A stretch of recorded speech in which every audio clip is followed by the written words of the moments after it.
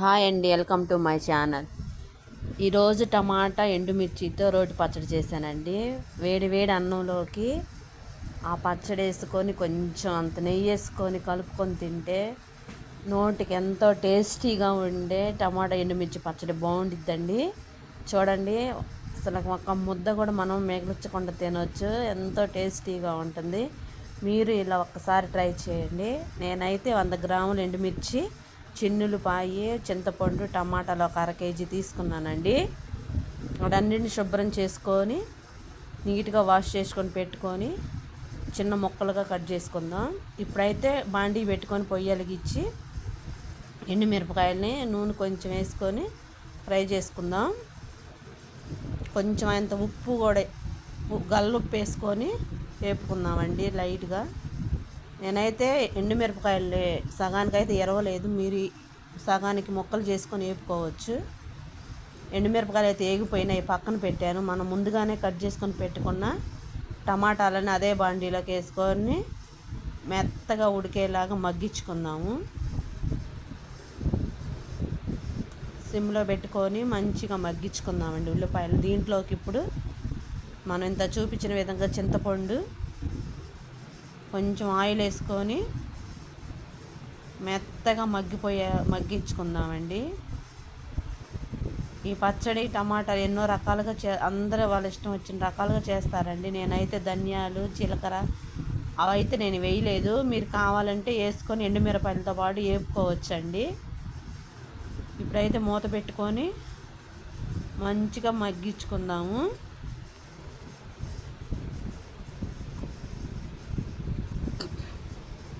ఇవైతే మగ్గిపోయినాయి కొంచెం వరకు. అయితే చూడండి, గంటెతో కొంచెం మెత్తగా గంటెతో ఒత్తుకుందాము.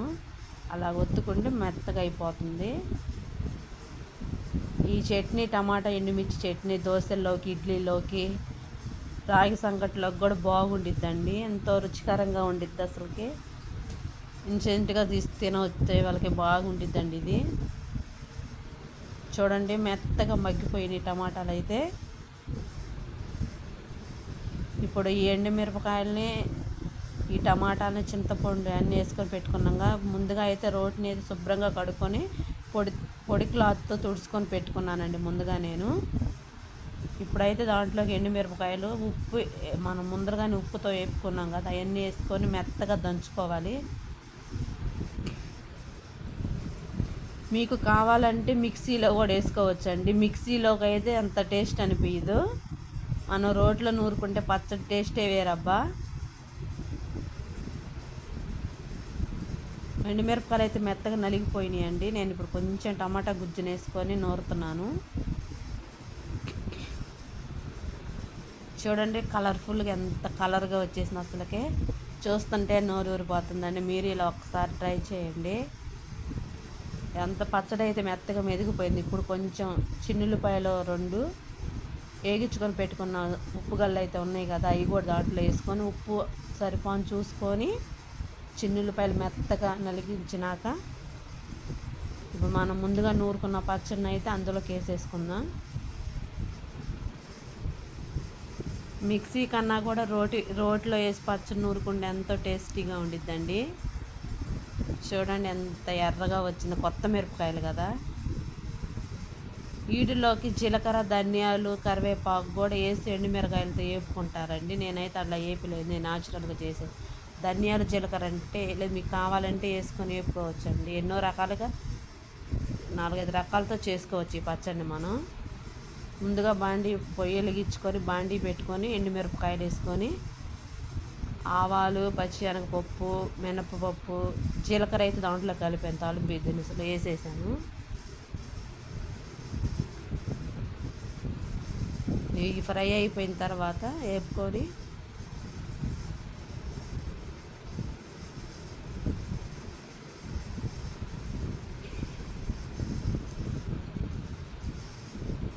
ఫ్రై అయిపోయినాయండి. ఇప్పుడు మనం ముందుగా ప్రిపేర్ చేసి పెట్టుకున్న చట్నీని అయితే దీంట్లో వేసేసుకుందాం.